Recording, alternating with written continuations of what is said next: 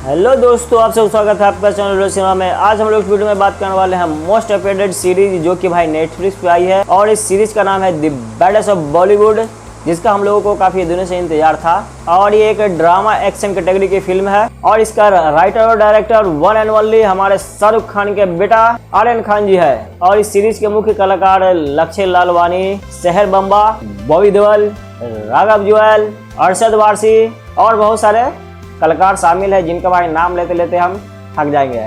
और इस सीरीज का भाई टोटल 7 एपिसोड में लॉन्च किया गया है नेटफ्लिक्स पे। तो ज़्यादा देने को चलिए स्टार्ट करते हैं क्या है इस सीरीज में। तो भाई ये सीरीज है एक ऐसे बंदा का या फिर कहें कि ऐसे आर्टिस्ट का या फिर ऐसे कहें कि बैकवर्ड क्लास लड़का का, जो कि भाई अपना फिल्मी कैरियर में भाई अपना नाम जमाना चाहता है, अपना नाम कमाना चाहता है। और उसका इस मूवी में जिस हिसाब से एंट्री होता है वो भाई अलग ही लेवल का है। अगर आप लोग देखिएगा तो वो भाई जरूर पता चलेगा कि भाई वो क्या चीज़ है। फाइनली उसका भाई एक मूवी बन जाता है और उस मूवी का नाम रहता है रिवॉल्वर, जो भाई काफी सुपर डुपर भाई और ब्लॉकबस्टर मूवी बन जाती है न्यू कमर का। और जिस प्रोडक्शन से उसको भाई ब्रेक मिला था वो भाई उसको 3 मूवी के लिए साइन कर लेता है। बट उसके पास एक उससे भी बड़ी प्रोडक्शन का भाई नाम आता है, यानी कि धर्मा प्रोडक्शन का, यानी कि हमारे करण जौहर का। और वो भाई उसको मना नहीं कर पाता है और वो उससे भाई साइन कर लेता है। उसके बाद फिर भाई उसके पास जाता है जहाँ पे उसने वो पहले मूवी किया था। उसके बाद वो फिर उसे कैंसिल कर देता है कि मैं अभी ये नहीं कर पाऊंगा, पहले मैं करण जौहर का मूवी करूंगा, उसके बाद फिर मैं आपका मूवी करूंगा। उसके बाद फिर एंट्री होता है हमारे लीड हीरोइन का, यानी कि सेहर बुम्बा का। और उनका इस मूवी में नाम रहता है करिश्मा तलवार, जो कि फिल्मी बैकग्राउंड से आती है। उसके पिताजी एक बहुत बड़े सुपरस्टार हैं, बहुत बड़े नामी ग्रामी है उस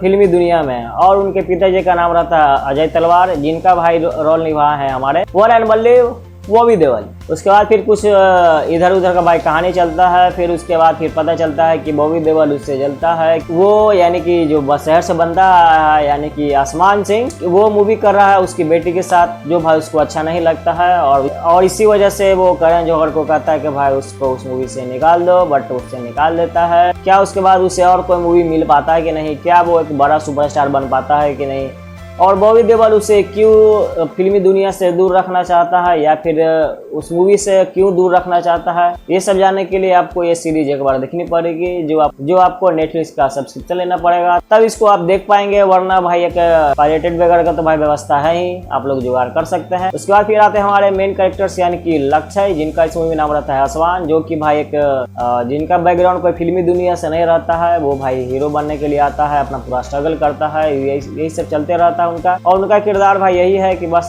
स्ट्रगल करते रहो, फिल्म मिल गया तब पर भी, फिल्म नहीं मिल रहा है तब पर भी, यही चल रहा होता है उसका। इसी के बीच कुछ कुछ चल रहा होता है उसके गार्जियन को लेकर के, फिर उसको घरबंदी को लेकर के, उसको मैनेजर को लेकर के, उसको दोस्त को लेकर के, उसके साथ यही सब कांड होते रहता है बीच बीच में। और इस मूवी में भाई इतने सारे कैरेक्टर्स है कि भाई इनका नाम लेते लेते मैं थक जाऊंगा, भाई बचा लेना भाई प्लीज। सेहर बुम्बा है इसमें भाई करिश्मा तलवार के किरदार में, जिनका भाई डेब्यू है, क्या है वो तो भाई आपको देखने के बाद ही पता चलेगा। बट भाई इसमें नेपोटिज्म का भाई रोलिंग भाई है। उसके बाद फिर आते हैं इसमें बॉबी देओल, यानी कि अजय तलवार, जो भाई फिल्मी इंडस्ट्री के भाई बादशाह है। उसके बाद फिर आते हैं हमारे राघव जुएल, जिनका नाम रहता है परवेज, जो कि आसमान का बहुत ही गहरा दोस्त रहता है और वो हर एक चीज में उसको भाई मदद करता है, बुरा रहे चाहे अच्छा रहे, वो चाहे किसी भी तरह से हो भाई उसका हेल्प करता रहा है, चाहे वो सही डायरेक्शन से रहे या फिर गलत डायरेक्शन से रहे। उसके बाद फिर और भी कैरेक्टर्स हैं, जैसे कि अरशद वारसी, जिनका इस मूवी नाम रहता है गफूर इस्लाम। वो एक अंडरवर्ल्ड की दुनिया से भाई आता है। ये सब तो हो गया भाई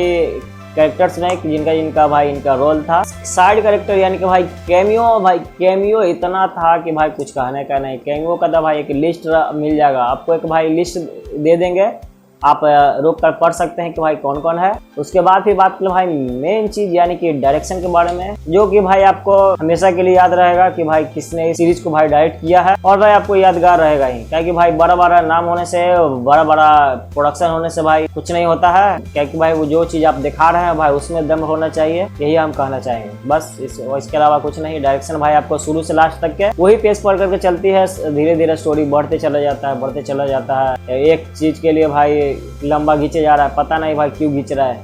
ये सीजन भाई टोटल 7 एपिसोड का है, जो मैंने इसमें भाई काफी लंबा समय वक्त बर्बाद किया, जो भाई हम लोगों को काफी रिग्रेट लग रहा है। इस सीरीज को भाई कम से कम भाई 5 एपिसोड तक किया जा सकता था आराम से, क्योंकि जितना भी भाई एक्स्ट्रा चीज दिखाया गया, एक्स्ट्रा चीज जोड़ा गया, वो चीज भाई फालतू का क्यों जोड़ा गया पता नहीं, बट जोड़ तो दिया गया था और आपको टाइम पास करना है। अगर बात कर ले आप लोगों को इसको देखना चाहिए या नहीं देखना चाहिए, तो आप लोगों के पास अगर फालतू टाइम है या फिर एक्स्ट्रा टाइम है कि आप इसको समय दे पाए, तो आप इस पर भाई समय बर्बाद कर सकते हैं।